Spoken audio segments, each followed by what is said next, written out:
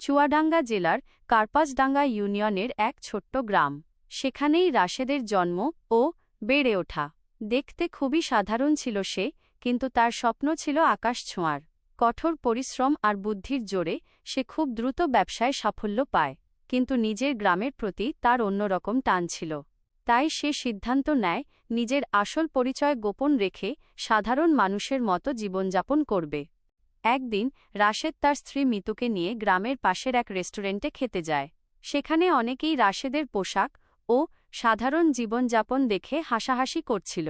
মিতুও রাশেদের উপর বিরক্ত হচ্ছিল। রাশেদ চুপচাপ সব সহ্য করে যাচ্ছিল। কয়েকদিন পর রাশেদের ব্যবসার একটি বড় চুক্তি হওয়ার কথা ছিল। চুক্তিটি গ্রামের পাশেই একটি রিসর্টে অনুষ্ঠিত হওয়ার কথা ছিল। রাশেদ যখন সেখানে পৌঁছাল, সবাই তাকে দেখে অবাক হয়ে গেল। সবাই বুঝতে পারল এই সাধারণ চেহারার মানুষটিই আসলে চুয়াডাঙ্গা জেলার সবচেয়ে বড় ব্যবসায়ী। মিতুও নিজের ভুল বুঝতে পারল।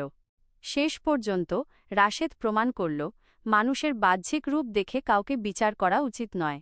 তার সততা ও কর্মনিষ্ঠাই তাকে আজকের এই অবস্থানে এনেছে।